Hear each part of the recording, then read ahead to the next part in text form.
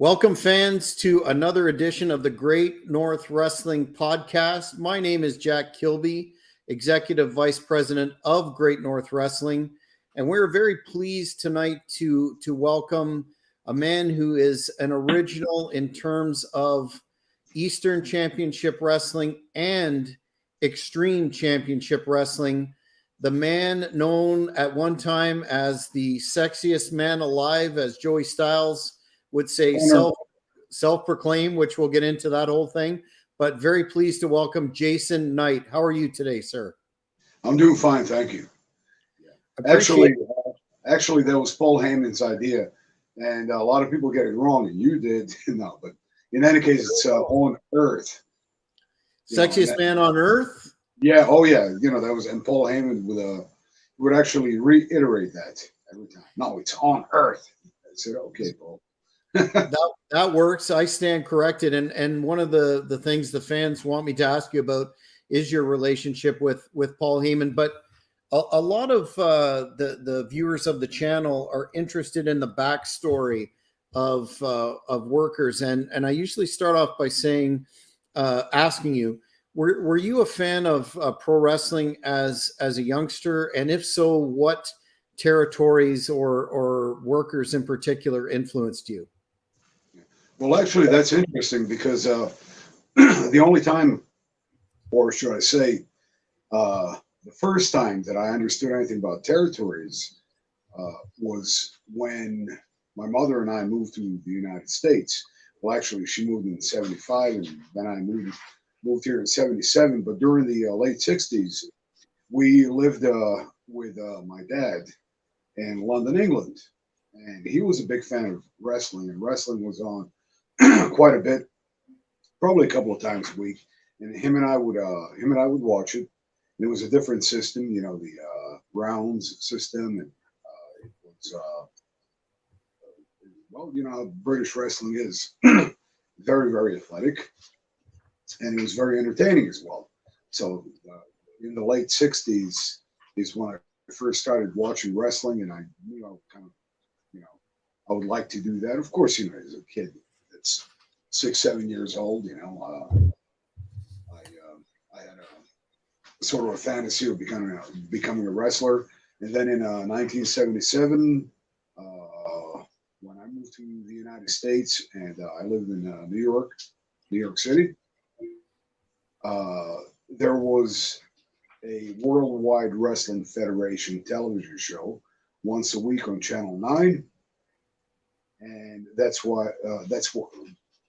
is when I found out about wrestling in the United States. And it's bigger than life. It's a different system than the British, and the characters are, well, not too many characters back then, because it was pretty cut and dry. Wrestlers were wrestlers, and they were just really big men, and there were quite a few that were very athletic. Very physically fit, and I kind of wanted to be that way. Also enjoyed bodybuilding. Wanted to, so it kind of combined professional wrestling, bodybuilding, and all that. It combined, and so I finally decided I wanted to do it, and found places where I could train at a very early age, and then. Later on, in the '80s had some great trainers, such as Johnny Rods and Bobby Bold Eagle. And that made a huge difference for me. And then moved right on, and rest sort of everything fell into its place. So, growing up, and as you describe your early exposure to wrestling, what did you have a particular worker or characters that spoke to you, that you modeled yourself after down the road, or was it just the sport in general?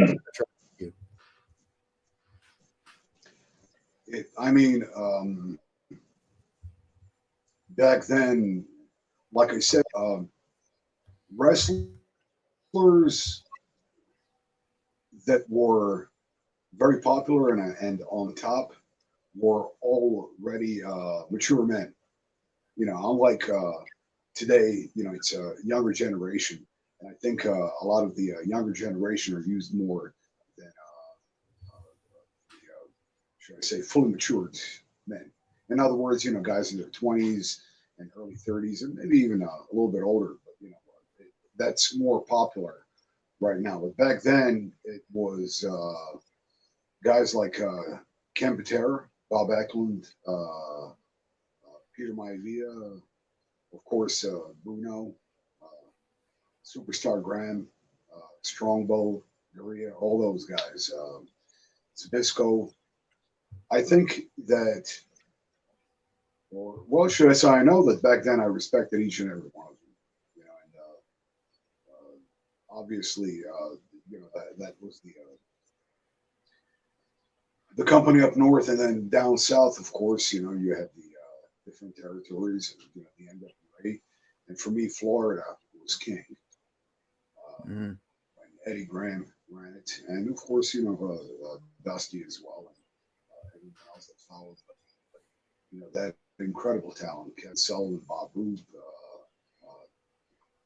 Eddie Graham, his son Mike, Steve Kern, and then of course the Japanese that were extremely instrumental down south, Matsuda and Peck Song and well, Korean Peck Song, and guys like uh, Sato Saito, with Masa Hattori, just incredible talent down in Florida. I think that was my favorite wrestling to watch, and it still is today. Thank God for YouTube and you know Mhm. wrestling with Gordon Soley and like I said, Bob Roop, Carl Cogs, those guys. I mean, they were just pure and so to the point where you believed in professional wrestling. And unfortunately, I have to say, and I'm not trying to be mean or insult anyone, but kind of like unlike today, because you know these days we just don't believe in it anymore. You know, everybody knows everything. And that's just how it is. Um, in terms of your training process, and sorry, your mic's dropping a little bit, so if you could speak up, that would be great. In terms of your training process, Yeah. can you describe what that entailed? And you mentioned the legendary Johnny Rods as one of them. What was your experience like breaking into the business at that stage? Well, very physical, and you would you would work on those basics an awful lot. You know, I mean, until you can do them in your sleep, and then everything else would follow. And you know, just like any student that is eager to learn, uh, I was a bit impatient, you know, and I wanted, of course, you want everything yesterday, but it doesn't happen that way. And it's, I can tell you, it's extremely frustrating because things that look so easy on TV are really not easy at all to master and perfect. And it takes a lot of hard work, and of course, it's very physical. But it goes way beyond just bumping, taking hellacious bumps and chopping somebody hard, or you know, shooting on someone, or you know, being a grappler or modern day hooker or shooter, you know, what have you. As far as you know, training the right way to be safe for yourself and keep other people safe as well. Uh, that is a process that can be extremely frustrating. And it, the reason is because it's very serious and very important because we don't want to be wrecking balls out there. You know, we want to enjoy longevity in this business. And I think, you know, you know, that's extremely important. So, as far as, of course, being physically fit and strong and having a look, depending on whatever your look might be. That's very important. But you know that basic professional wrestling training, you know, just the basics. that was probably the most frustrating part. But once you understand and once you master it, you realize that it was extremely necessary, because it will only get you to the point of being ready to work and being ready to perform, and keeping it safe, because once you start, there's no turning back. If you're not ready, that's nobody's fault but your own. And what I'm trying to say by that is that you have a lot of, like, we had very few wrestling schools back then, very few, because back then it was controlled by the state athletic commission, and the commission wanted to be sure that and be assured that professional wrestlers only were performing at the time. Nowadays, I mean, you have anyone with a ring, a makeshift ring, or a professional ring, can open up a wrestling school and teach people how to become a professional wrestler. And that's why, you see there's a lot of garbage out there, unfortunately.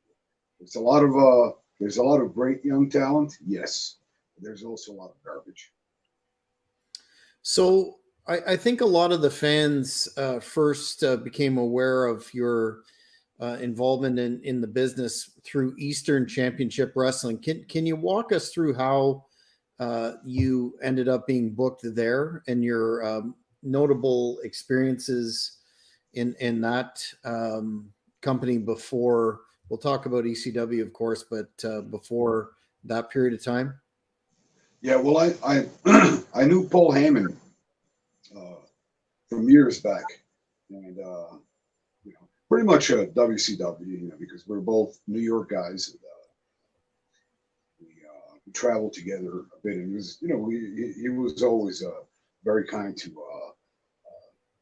ask me to ride with him, and we do that, and we just kind of talk business and joke around and do what we do. So he always remembered me, and he always had my, well, at the time, it was a telephone number. There were no cell phones and no social media. So, he had my home phone, and called me sometime in early '93. And unfortunately, it was right after I had my second lower back surgery. That was like June or July '93.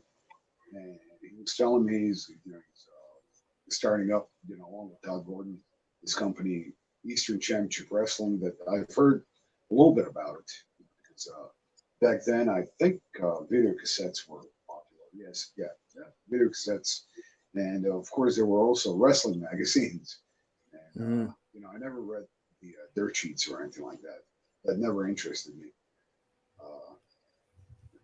Never did back then, and they don't interest me now. But in any case, I heard something about Eastern Championship Wrestling, and I heard, something about Todd Gordon, and I knew that you had they had great local talent, and also talent that they were bringing in from different promotions, like Eddie Gilbert from the South, and they would bring in Matsunaga from Japan, and of course Doug Gilbert, Don Morocco, Jimmy Snuka, all the great guys. So he got in touch with me and asked me if I would like to do his first show, which was Ultra Clash. And I told him that I was pretty much hurting, and he said, "Well, it's not going to be, because of my back surgery." He said, "Well, just meet me, and we'll talk about it." He convinced me to do the show. So I had my second surgery. Like I said, it was either June or July. I remember it being very hot, so it was either June or July '93, and all suddenly in was it September or October? Yeah, I think it was October. I'm supposed to wrestle on the show, so I agreed to do it, and I had to kind of try to get better in a hurry, and I wasn't feeling too good because I was in a lot of pain. But it was Ian Rodman and I in the first match we wrestled. Public Enemy, right?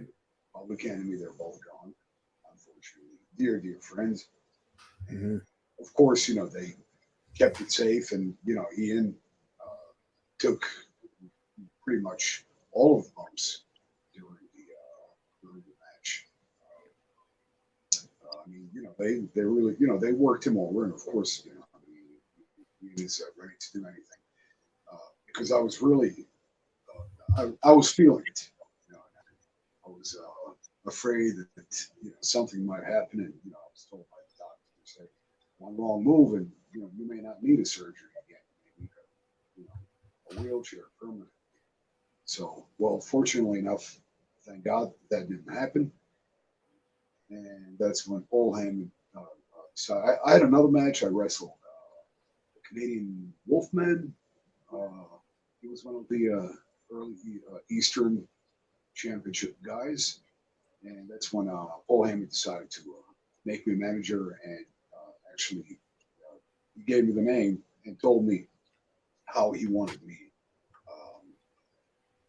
to bring that character to life. So the rest I just kind of watched different films, and actually believe it or not, what influenced me a lot was that movie American Gigolo. Yes. Yeah, because I kind of I don't think I ever told anyone that. I kind of based my character on that. The guy with he opens his closet and he has a matching blazer for every shirt, for every tie, matching socks, matching shoes, that type of thing. Because that was his job to look his best, and so I kind of based the character off the movie American Gigolo. I never told this to anyone. It just popped in my head because I do remember trying to compare it to something. That makes sense. You mentioned Todd Gordon. What were your interactions like with him at that stage, and can you provide any insight on his relationship, at least early on, with Paul Heyman? Todd was always one of the boys and always cared, and he wanted to make sure that he loves the business. He loves professional wrestling, and with that, he always made sure that we had work, that we had fun. He did his best to find venues and for everybody to get paid, and he was a friend to us all, and I consider him a friend. I love Todd Gordon, and I respect the hell out of him. Did you notice his relationship change with Paul Heyman, especially as time went on, or is that something that's somewhat overblown in the mythology of ECW? Yeah, I mean, again, I sort of I have a habit of minding my own business, and I also have a habit with first believing that everything's a work. Therefore, I'm not sure as far as what was worked and what was real at that point, still to this day. But it ended up being whatever it ended up being, Extreme Championship Wrestling. And I always believe that Todd was, no matter what, a part of it. And to me, he is, and he forever will be. So a lot of the fans still talk about your your victory over Mikey Whipwreck for the ECW TV title. How did that booking come about, and what were your thoughts on carrying that prestigious title at the time?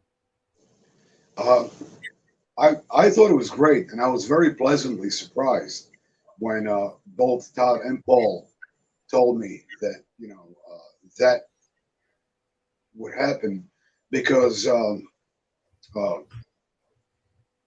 well, first of all, Mikey's awesome. I mean, he's always been a great friend. Uh, I love John Watson, Mikey Whipwreck, just a great, funny guy. Always was tremendous in the ring. I loved that character, and a lot could be done with it. I just wish that feud would have gone on for longer because of my character versus his, and especially him whooping my ass, and then me having to cheat to win, but he always gets retribution. The fans like it because apparently a lot of people pretty much on the shoot didn't like him because they thought that the character was really me, and it worked very well. I thought it was great. I enjoyed it. I enjoyed it immensely because and it kind of made sense because Mikey somehow beat one of my men. The Pitbull, Gary Wolf, who was unbeatable. And then Who we've had on the I go podcast. for the title, and I beat Mike. Sorry, go ahead. Yeah, Wolf. Yeah, we had Sorry, Gary Wolf. Did you say? Yeah, we had him on the podcast. But go ahead with your recollection of that match. Yeah. With Mikey. Oh, I enjoyed the hell out of working with Gary and Anthony, those guys, and we've been to Japan together and teamed up and even worked against each other. And in fact, I saw Gary last night. He's doing great. He looks great. I saw the Sandman too, which was awesome. And Angel Amoroso was there, and her daughter Christina, and there was a whole lot of great people. Angel Orsini, and James Mitchell. Just I love seeing these people because I love working with them. Working with the Pitbulls was awesome. Working with the Sandman was awesome. Yeah, absolutely, very memorable. Yeah, I enjoyed it very much. Yeah, but the whole thing with Whipwreck, I just wish it went on forever. Any reason why it was curtailed, so to speak? Yeah, because they had big plans for Mikey. He was extremely popular. He did the whole thing with the Public Enemy and then Mick Foley, and he against all odds again. He became a triple crown holder, and it worked. So for obvious reasons, they separated us, and Mikey went on to become a huge success, and extremely deservingly so. Yeah, for sure. Wanted to ask you about your 92 to 93 work with the WWF and how that came about, and especially one particular match on Superstars that Hannibal from the Hannibal TV was actually at in Ottawa, where you faced Ric Flair. Do you remember that match at all? That certainly was one of your very high profile exposures at the time. Yeah, actually, I believe it was earlier. No, not earlier that night, but the night before, I worked Rick Martel, and we were actually in Quebec City. No, I'm sorry, it was Ottawa. Ottawa, yeah. I think it was Ottawa, or was it Quebec City? I don't, I'm really not sure, but it surprised me because when Martel came out, he was truly a heel, and people reacted towards him as a heel. But the next day, I wrestled Ric Flair, and unfortunately, whatever happened with the match, they edited the hell out of it because it did not go that way at all. It was completely edited. My favorite match with Ric Flair was I think it was 88 or 89 in WCW, where he just destroys me. And that's when he had the feud with Sting, and there were stipulations where Sting would even touch him before their final pay-per-view bout for the world title. He would lose his chance, and Flair was like taunting him, really, beating the hell out of me and put me in a figure four, wouldn't release it, broke my leg. That whole thing, that was more memorable than the World Wrestling Federation version of it. It was, and I remember it well. It was Ric Flair and he was managed by Kurt Hennig. But yeah, the match was completely edited, and if you watch it, it really doesn't make sense, and it's not one of those classic Ric Flair matches. Just some things happen during the match that again, no one's fault, and of course, I'm not going to fault Ric Flair for it, but I'm not going to fault myself either. It's just it was memorable because it is Flair, but it wasn't one of my favorite matches. No. Gotcha. A fan wants to know, what was your experience teaming with Dean Malenko? It was wonderful. It was fun. The only thing that you see, I was not allowed to wrestle. I was always told to not show skill. This way, the character would go over better. And the wrestlers that I managed were, well, of course, Malenko is brilliant, but still, they wanted to push the wrestlers to the point where they were bigger than life. And again, it's Malenko; he is bigger than life. But then again, whenever we teamed up, they, meaning Paul, and then they wouldn't allow me to go full force. So that I did not enjoy because I love wrestling, and I was that's what I was trained to do. But just being there with someone like me was awesome. And, I also teamed up with Bobby Duncan Jr. for a while. Mm-hmm. And that was an odd combination, but it was a pleasure. But yeah, Dean Malenko, thumbs up. Yeah, great technician. A fan on social media wanted to ask you about your match against Lex Luger in the 4th episode of Monday Night Raw, where he actually made his TV debut, and how that went. Yeah. I think it was a main event on. That was right around that time, right before I needed that back surgery. So I went into that, and I remember being in a lot of pain, and it was just some old injuries that finally became pretty much unbearable. I couldn't really work out. I was not in great shape or anything like that. But, I was hoping that it would, kind of like ignore it; it'll go away, but it didn't. And I remember that with Luger, for Monday Night Raw. It was, and I believe that made main event Monday Night Raw. But of course, it was just a squash job for Luger because he did that. What was that narcissist gimmick?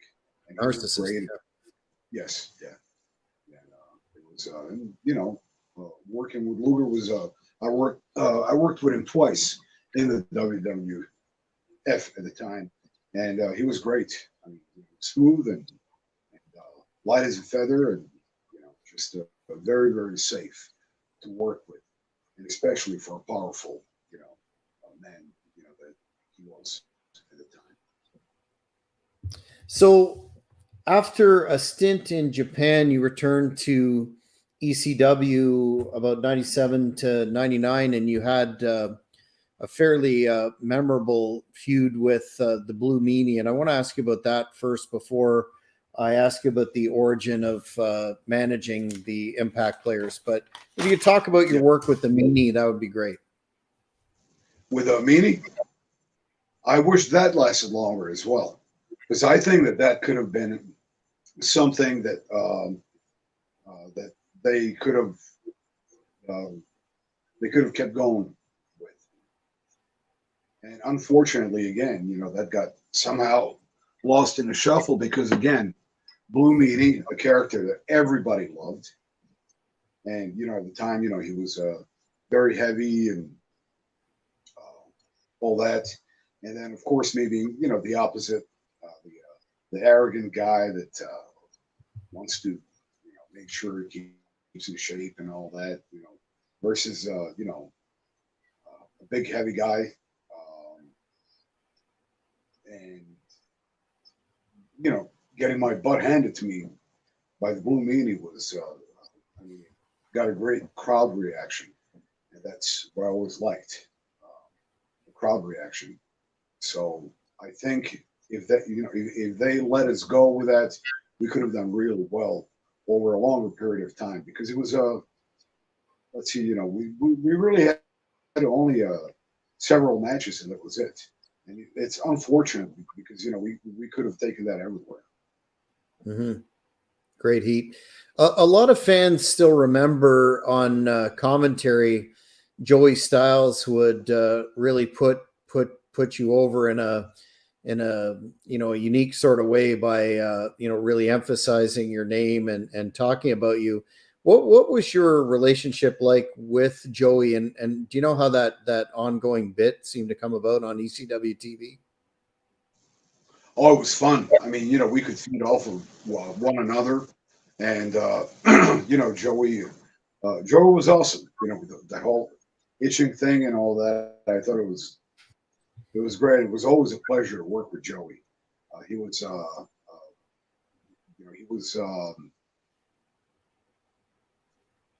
his timing was always great. Obviously, a hell of a announcer, commentator, personality. Call him. I mean, should I say all the above, right? And it was a super pleasure working with him.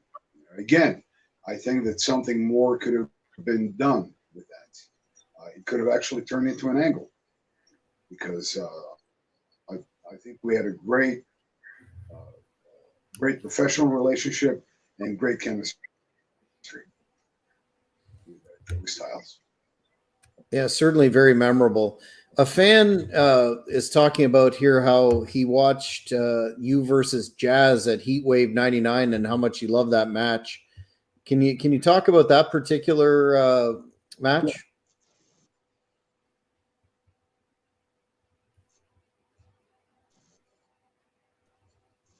Yeah, it was fun. I mean, they knew they wanted to groom Jazz, and they saw great potential in her, and I did as well. And I trained with her and Rodney quite a bit before that. We'd show up early to the venues, and we would train. And she was very nervous because I know that she wanted to do well. That she was extremely unsure in herself, or maybe maybe that's the wrong way to put it. But I think she just was did not want to mess up because she saw an opportunity and wanted it. And she was always extremely quiet and very very correct behavior in and out of locker room. Wanted to learn, and she would kind of take everything in like a sponge. And, we trained together a lot, and some of the matches that we had before that pay-per-view match were really not good at all. Because I mean it was difficult. Like it wasn't gelling, and for some reason I knew that come pay-per-view time we were going to do great, and that entire thing that we did, all the spots and everything, that was a lot of fun, and everything turned out quite perfectly. Yeah, the finish was cool, with two chairs, the crotch and all that, and then finally the finisher on top of the chair. The timing was great, and of course we had a great referee and a good storyline. It went nowhere, but it took Jazz to another level, and I'm very very happy for her and for Rodney, both wonderful people, and credit to our industry. For sure. A lot of fans remember you most from your I think we. sorry. Can you still hear me? Yeah, I'm sorry. It's your audio is breaking off, kind of freezing. Sorry about that. Sometimes that occurs with No, StreamYard. I'll yeah, I'll start over. A lot of fans remember you most from your run with the Impact players and managing yeah. them, and are asking about Just Incredible, and if you still maintain contact with him. But could you walk us through how you became involved in a manager capacity with them, and any of the highlights of your period of time with them? Um, well, let's see. In the beginning, of course, I managed only PJ Credible, and we actually teamed a lot together, and we did a whole lot of house shows uh, everywhere. And we would actually be a main event versus Tommy Dreamer and Mikey Whipwreck, and weapons, anything goes type matches, and that was great. I enjoyed that very much because it brought me into the ring doing what I like to do. Uh, Managing Credible was great, and then of course the Impact players. That was fantastic, but they did not need me. I was just I was just a fifth wheel there, and it was. I honestly didn't feel very comfortable at all, and nothing against the guys, but look, they had Dawn Marie, and that is how they should have kept the team. Dawn Marie with the Impact players. Let me move on, do something else, and that's it. I mean, it made absolutely no sense why I was a part of that faction, where it just didn't make any sense to me. For me, it was just going to work, earning a paycheck uh, when the checks weren't bouncing, and being on the road. Other than that, it really wasn't anything that I signed up for. So how did you get inserted in the faction then? It was just something that came together, or Uh, do you I know guess why you I, were? I guess it was Credible and I in the beginning, and then of course Lance came along, and they became the Impact players, which were You know, I mean, they really were the Impact players. Like I said, they were super team together. I mean, you know, they were again, they were the Impact players with Dawn Marie. So somehow I kind of just stay there, and you know, I guess I was getting booked. So again, what am I going to do? Show up to work and do whatever I'm told. I mean, don't get me wrong. Being a part of the faction is an extreme honor. I just believe that I was unnecessary for that team. Fair enough. You mentioned earlier your relationship with Paul Heyman and how instrumental he was to your career in a couple of aspects. Taking into account how things ended up with ECW, and especially the end when he was allegedly negotiating another TV deal and then ended up on Raw, et cetera, et cetera. What are your feelings on Paul in retrospect now, in terms of his stewardship of ECW across the continuum that he was there? I believe that ECW was designed to fail in order for certain individuals like Paul and Tommy, Taz, and some other people to move on to what they truly were aiming for. So pretty much, hey, that's just how it goes in any business, especially show business, because people are going to look out for themselves. And I'm not even saying it in a disrespectful or a mean way. I'm just stating a fact. The hell with everyone else, because basically I believe that it was designed to fail, and certainly not by Todd Gordon. But certain individuals knew where they wanted to, and it was always it was always supported by the WWE, and you can tell because we had all these different stars that they were trying to market, and we were actually lucky enough to have guys like Doug Furnace and Philip Vaughn, and of course, let's see,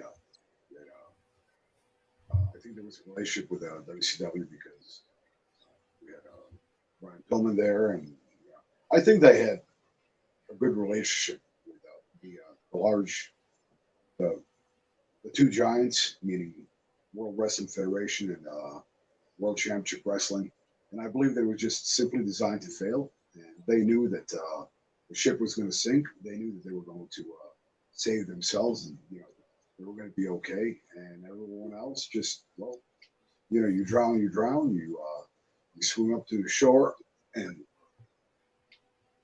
make it to safety. Then so be it. And that's exactly what I think of it. And again, I'm not being facetious, mean, sarcastic. I'm just stating fact, and I will not apologize or change my mind because it's way too transparent. So, and it is what it is. Nothing but love to everyone else, but call a spade a spade. Yeah, for sure. Wanted to know, just to switch gears for a sec before we go back to the WWE. You had a brief appearance in TNA in 2003. Why did that not turn into a longer run during those now well appreciated Asylum years? Yeah, I was actually booked for a tryout, which is fine, and it was through Bill Barons, and New Jack was very instrumental. he wanted me there, and he was like, yeah, I spoke to Bill, and so Bill helped me get there. But once I got there, I guess it was beyond his control. They decided to put me in a tag match with some guy that I really didn't know who he was, and I wrestled Sonny Siaki and Mike Sanders. And the guy I teamed up with managed to get knocked out the first 2 seconds of the match, and then I got tagged in and finished the match. And so after that experience, I didn't really, I wasn't itching to go back because first of all, I was supposed to actually go and get a tryout, and even Paul Heyman, I spoke to him on the phone after that, and he was not impressed at all. He was actually kind of pissed. He said, you should have never done that. You should have told them to go fuck themselves, if I may say that. And that's exactly, because he's like, Jason, you should be, you should have a job and be, a character and not that. And I'm like, well, you live and learn. So it was one of those things. And actually, I was there, but it was a memorable night because it is when, that was actually when AJ Styles became the world champion, NWA world champion, by beating Jeff Jarrett. So, it was a very important show / TV taping. But for me, it really didn't do anything. And, again, I wasn't itching to go back. I did speak to Bill a couple of other times, and, supposed to come back and do something. I forgot, but, it all gets lost in the shuffle because, everybody, and their mother wanted to work for TNA at the time because I guess they felt it's that third big one or the second large one, or which they lasted a hell of a lot longer than ECW did. I'll tell you that. I'm not even sure because I'm not sure how they were doing because I've not watched wrestling in probably about 20 years, so I don't really know what's going on. The most I watched was I was at a show last night after that signing, and some independent show in Brooklyn. So the most I watched of professional wrestling was last night, but I've not followed it. I don't, I'm not even sure that I know who anyone is these days because, and again, that's not saying it out of disrespect. I just lost interest in watching modern day professional wrestling. I like wrestling the way it used to be, but that's living in the past. But so be it. That's what I do. Well, you're not the only one. I believe Impact, they're still around, but not sure if they draw any sort of measurable numbers. You were a part of the ECW One Night Stand along with the Hardcore Homecoming shows that were a reaction to the fans continuing to express their love for ECW. I wanted to ask about your two-part question, your experience in those shows, and did you think that the WWE ECW was an attempt to, as many have speculated, was an attempt to kill off the ongoing fan support and chants in the arenas for ECW? Yeah, to me, it just seems like it was an attempt to what inevitably happened is to flush it down the toilet, and that's exactly what happened to the WWE version of ECW, and that's it. I don't know. I mean, it's I knew that from day one, from that very pay-per-view, because of course they were going to give the fans what they wanted. They were going to give them a great show. both times. But, ultimately, they were simply going to kill it off and do their own thing because if you notice, back in the day, everybody used to crap on ECW. Oh, extremely crappy wrestling, this and that. All they do is go through tables and hardcore because they can't wrestle and so on and so forth. And then every other company copied it. And they even took it to more of an extreme that we did. Therefore, they felt, look, we're just going to follow up and copy that, do what they did, and kill them off. And that's exactly what they did. Left a lot of people without work. And that's simply it. When you were at One Night Stand, was there any indication that you could go further with the company, or was it just in your mind strictly a one-off? Oh, it was the vibes were obvious that it wasn't going to go any further, but of course we would have liked it to have gone further, and I think that it would have been an awesome brand, and it was a brand for a little while. It wasn't awesome, but it was a brand for a little while, and then it got killed off. Like I said, it was an attempt to flush it down the toilet, and that's exactly what they did. So, I guess it's just it's a dog eat dog, and the bigger dog is going to eat the smaller one. So that's just the way it is. But ultimately, we're talking about. Sorry, go ahead.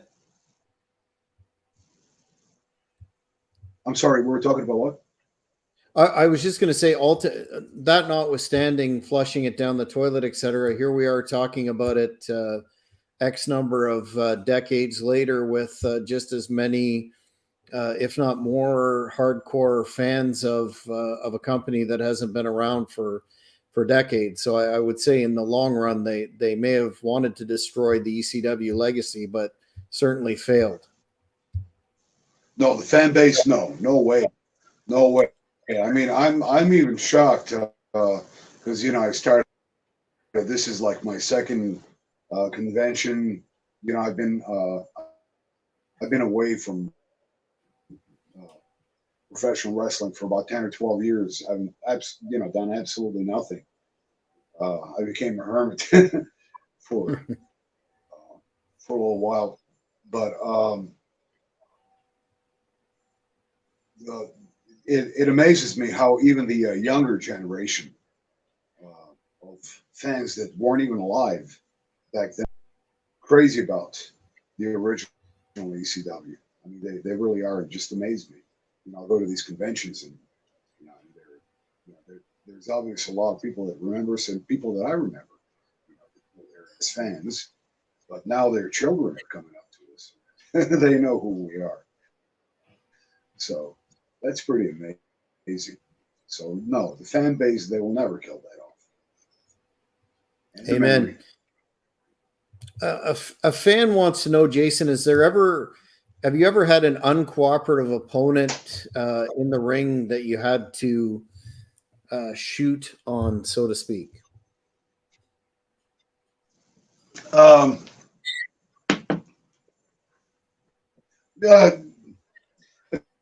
few times, as far as like little shitty indies, that think they're a company, and they'll bring someone that does not cooperate because they're either untrained or they're just retards or on drugs. So, and I mean, it's nothing, nothing memorable. You kind of just no, nothing serious. Just take care of it and move on because professionals are always professionals. So in other words, I have more than my share of pleasant experiences in the ring, working with professionals. And as far as the few bad apples, they rot in. They're not important. Absolutely. I wanted to mention that I'm starting a new podcast this coming Friday. Check the Hannibal TV for details with ECW original, the Kingpin, Angel Medina, who wanted to shout out to you and ask you a question that I've asked him and Yeah. some of the other folks that were involved in the infamous ECW in Canada show that I actually worked security for in 2013 called Hardcore Road Trip. And you're on the poster and you cut some promos to come up and wrestle in a tournament. And you never made it to the show. And just because I'm a historical nerd, wanted to ask you the question about what happened there with that particular booking. Oh, I had some trouble with with a proper documentation because I've lost some of my documents uh, through the years, I guess, through moving or what have you. And I needed that in order to renew my passport. And remember that that's actually after 9/11 when everything changed. You needed a lot more than what you needed back then, and I did not have that at the moment. I could not renew my passport, and I wasn't about to leave the United States and not be able to come back, to back home. So I was hoping that I would be able to take care of that issue um,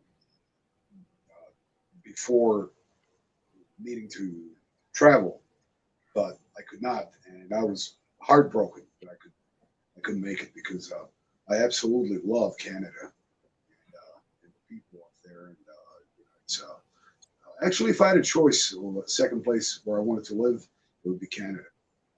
I love I love Canada. I've been there quite a few times, and I know a lot of people. A lot of my countrymen and women live up in Canada. And, they love it. So, I wanted to go back to Canada, and B, I really didn't want to do this hardcore road trip, and I Mm-hmm. was heartbroken that I couldn't. And it was, strictly just a matter of not being able to renew my passport at the time, and all that's been fixed for quite a while.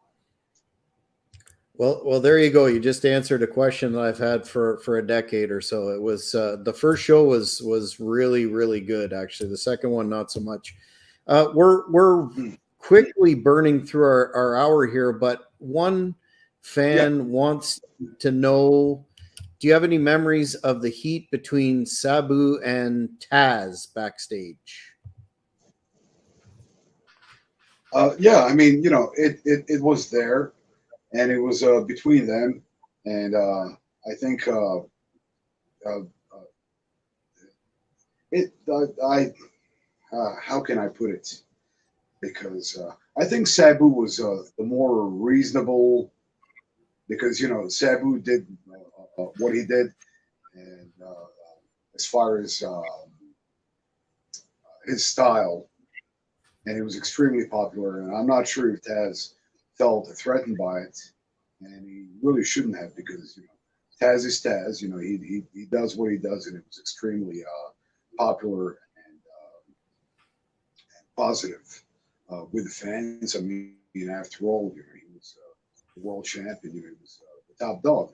So the heat was there for a little while, and I think it was this professional rivalry, which shouldn't have been. But then again, it's between them. I kind of I just mind my own business. It really doesn't concern me. But all in all, they had some incredible matches, memorable and just unforgettable. So it was a win-win. And finally, our last fan question of the night is Ryan wants to know if you still have any of those memorable suits from the early 90s that you talked about earlier a bit. I wore one. I wore one last night. The black one. Right on. Yeah, I wore it last night, and it fits, and it looks brand new. So well, you've certainly 30 years old, I'm able to the same size pants. I was going to say you've certainly had maintained a commitment to physical fitness throughout the years, so that's a testament to yourself. Yeah, Jason, before sorry, go ahead. Pardon?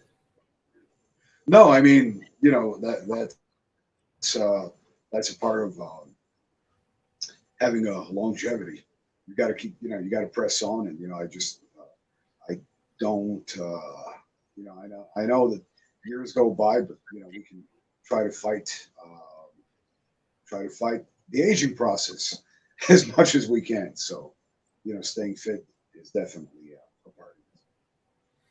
Absolutely. Well, Jason, we've reached the end of our hour, but wanted to know. I know you're active now on the convention circuit. What do you have coming up that you'd like to mention for the fans, and also where can you be found on social media so that the fans could contact you?